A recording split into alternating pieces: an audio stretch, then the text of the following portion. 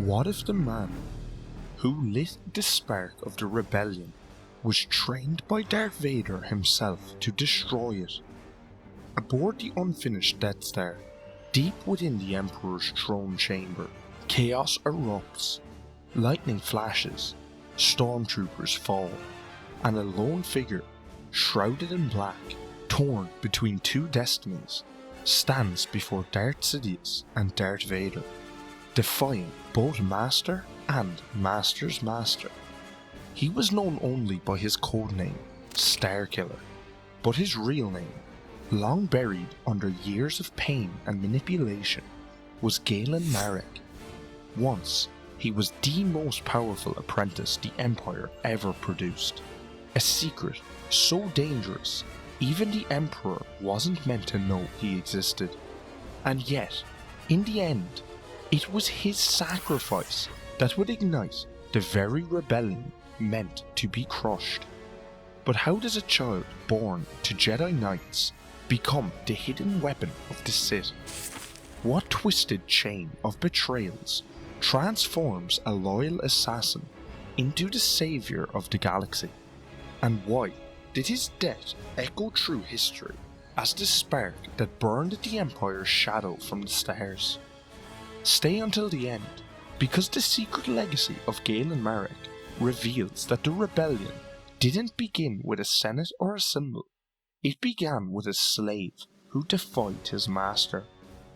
Before we dive into the archives, comment below, do you think Darth Vader truly cared for his secret apprentice?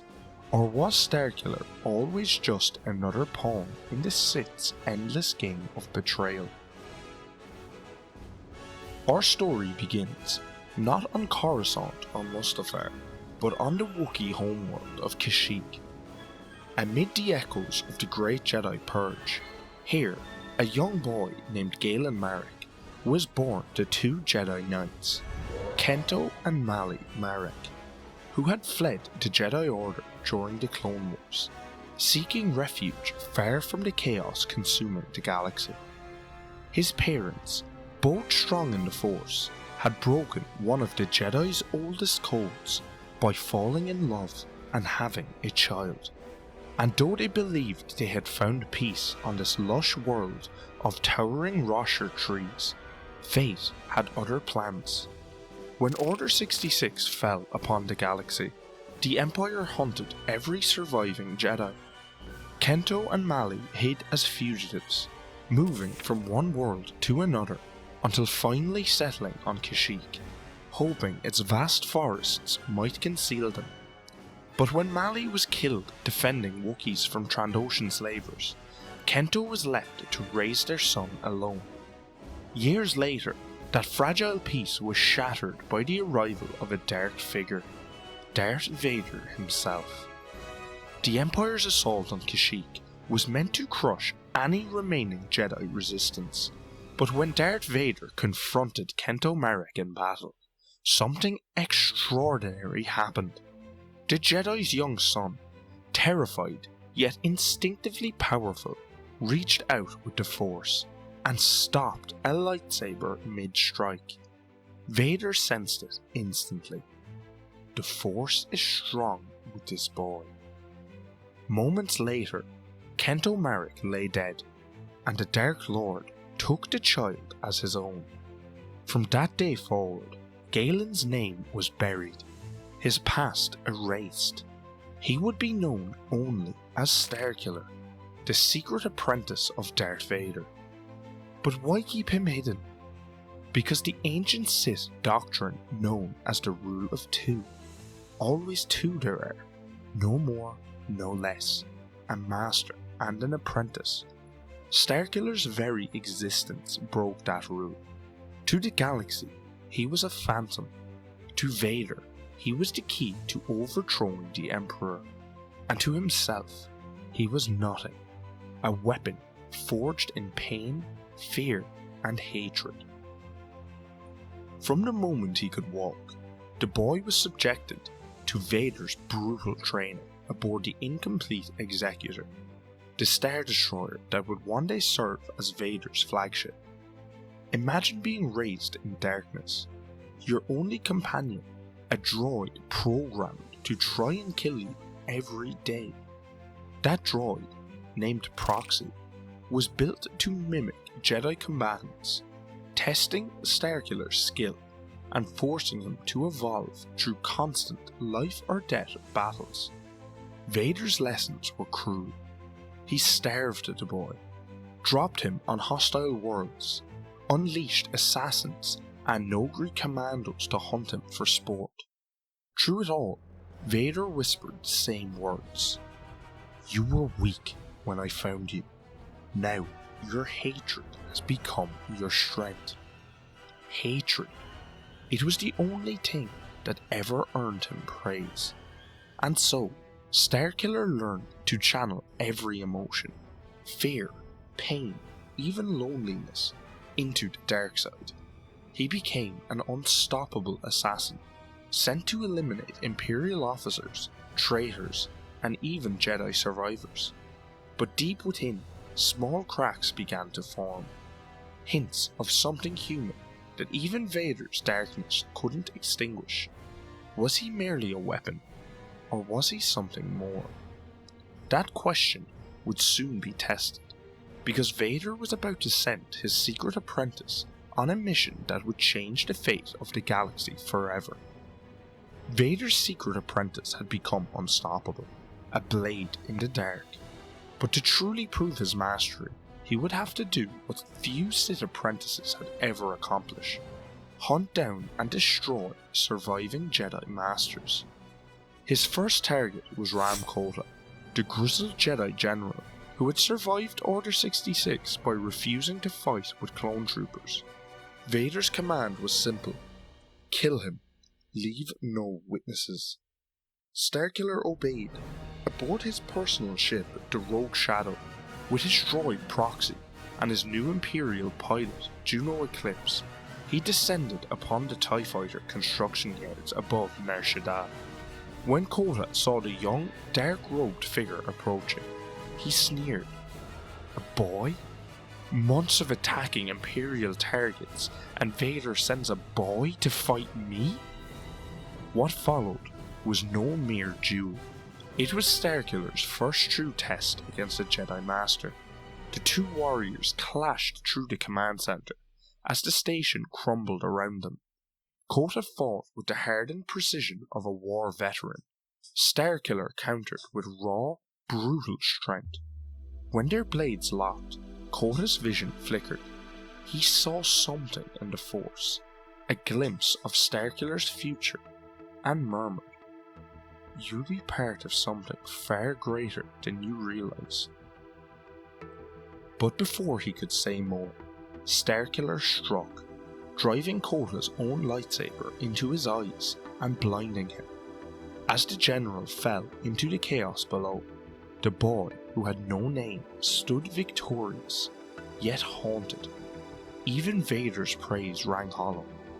Was this the path to greatness he'd been promised, or just another test? Vader's next order was even crueler.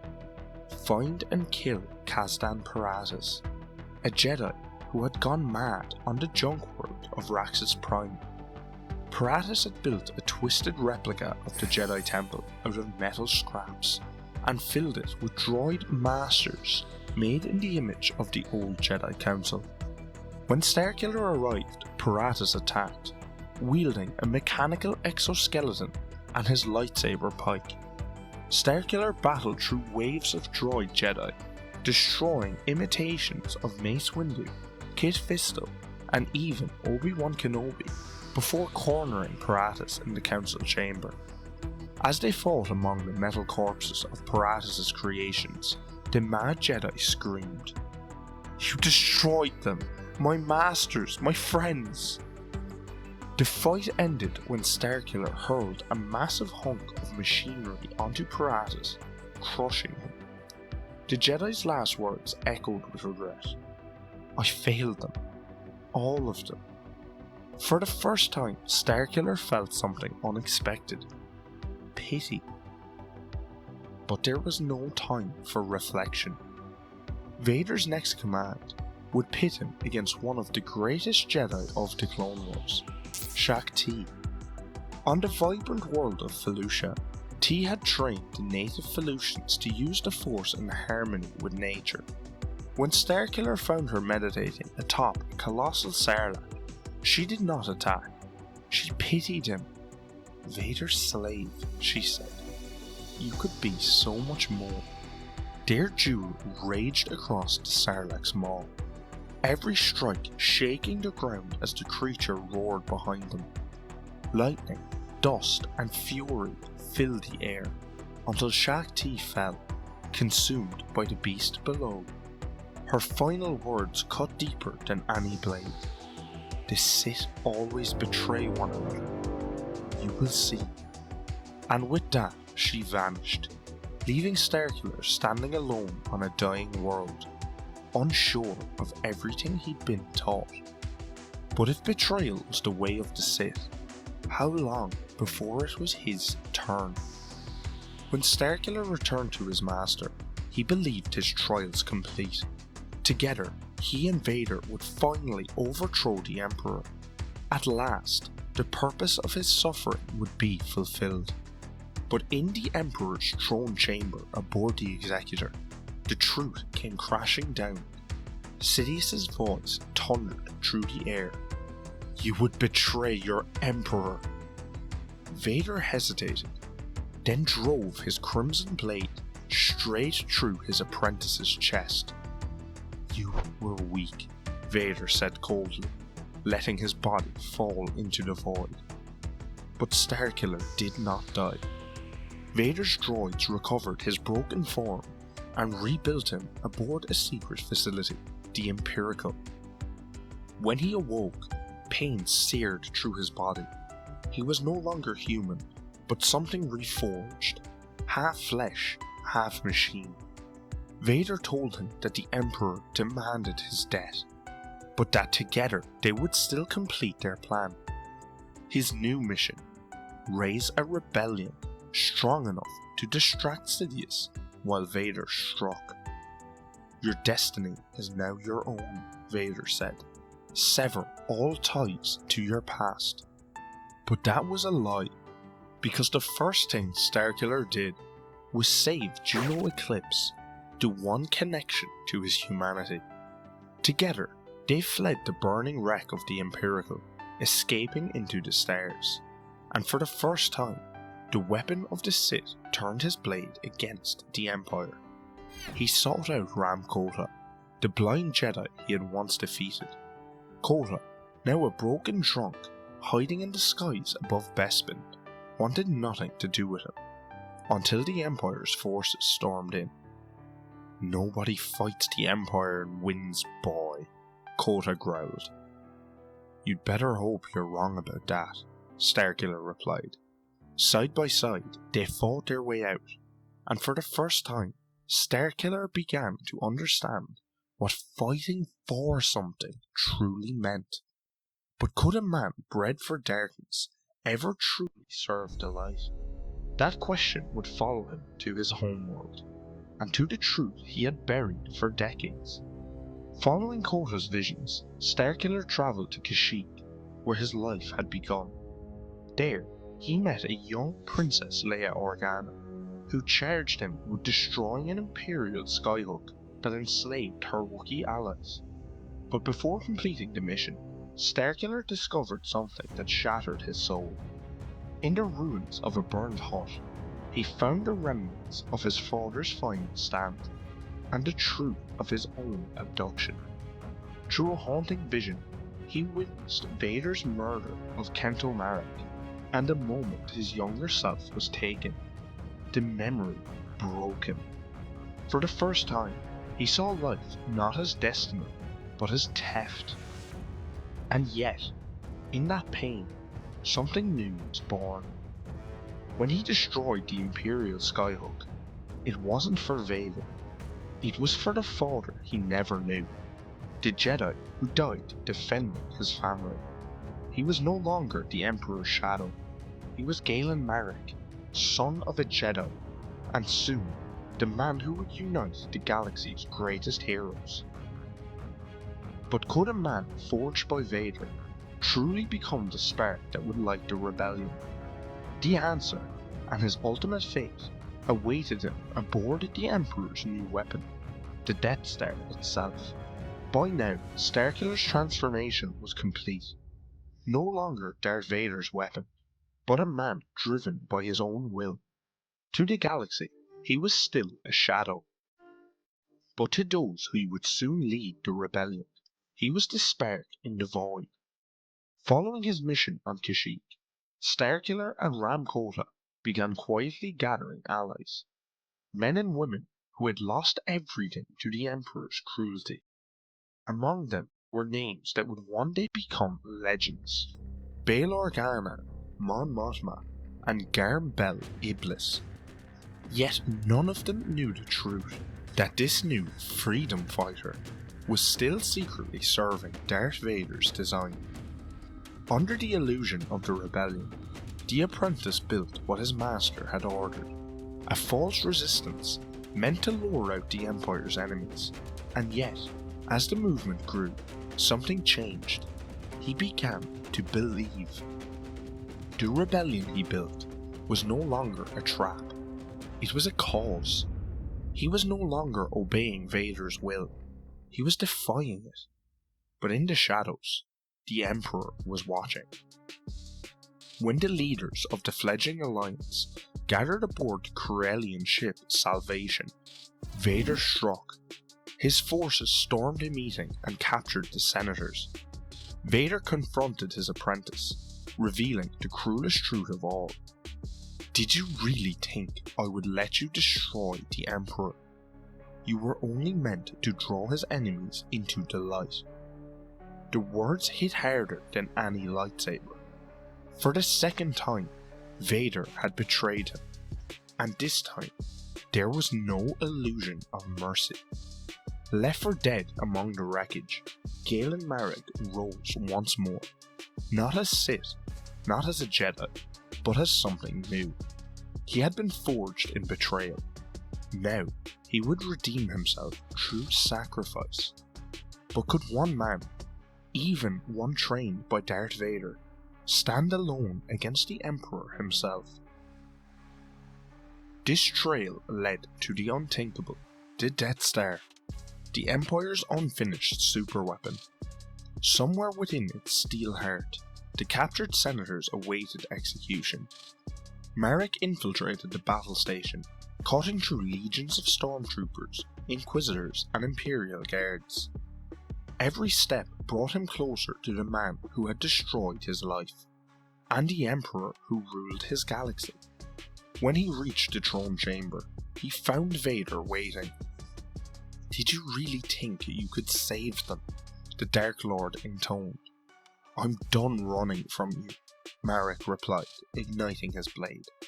Their final duel shook the chamber itself. Father and son, in all but blood, locked in a war of ideals, of destiny, of pain. In that moment, Marek saw through everything. He wasn't the Emperor's tool. He wasn't Vader's heir. He was his own person. With a blast of Force energy, he hurled Vader to the ground. But before he could strike the killing blow, Sidious appeared. The Emperor's voice coiled through the air like venom. Kill him, strike him down, and take your rightful place at my side. For a heartbeat, the dark temptation returned. The promise of power, vengeance, identity, and then Galen Marek refused. Instead, he turned to Kota and the senators. Go! Get them out of here! Sidious unleashed a storm of lightning, consuming everything. Marek intercepted the attack, holding it back through sheer will.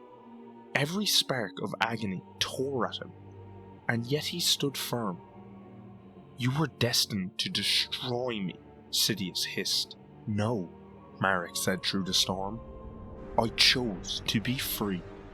The energy exploded outward, blinding light engulfing the throne chamber. When it cleared, Galen Marek was gone, but the senators had escaped. carrying with them the symbol that would define the galaxy's future, the family crest of House Marek, soon to become the emblem of the Rebel Alliance. He had been born in secret, lived as a shadow, and died in silence, but what became the legacy of the man who never truly existed? In the aftermath of his sacrifice, the galaxy changed forever. Bail Organa, Mon Mothma, and Garm Bel Iblis united the scattered factions of resistance, their courage lit by the memory of a man who gave his life to save them. They called their movement the Alliance to Restore the Republic. Its symbol, the phoenix-like crest, was born from Marek's own family sigil. Its spirit, defiance against tyranny, was born from his final stand.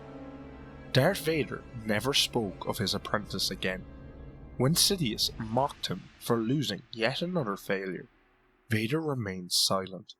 But deep down, perhaps even the Dark Lord knew, the boy he'd once stolen from Kashyyyk had done what neither Sith nor Jedi ever could. He had brought hope back to the galaxy, and though the Emperor believed he had extinguished another spark, the spark would one day burn into a fire, one that his own son, Luke Skywalker, would carry to victory. Starkiller's name was never recorded in Imperial archives, his existence erased, but through the rebellion, through the rise of the new Jedi, through every act of defiance that followed, his legacy endured. He was the weapon who became a saviour, the shadow who birthed the light, and in the end, it was not the Sith who destroyed the Empire, but the apprentice who chose to walk away from them. He was meant to root out the rebels. His sacrifice will only inspire them. The Emperor was right. The death of Starkiller did not end rebellion. It began it. His life was tragedy, his death redemption, and his legend, whispered through the ages, remains a reminder that even the darkest creation can become the galaxy's greatest hope. If you've made it this far, consider subscribing to Inspired Theories for more deep dive lore from the Temple Archives every Thursday, where we uncover the forgotten stories that shaped the galaxy far, far away. And remember what we promised at the start? That the rebellion didn't begin with a senate, a symbol, or a speech. It began with one man's choice, to defy the darkness that made him. If you are enjoying these videos, consider becoming a channel member, and let's uncover the galaxy's biggest secrets together. Thanks for watching.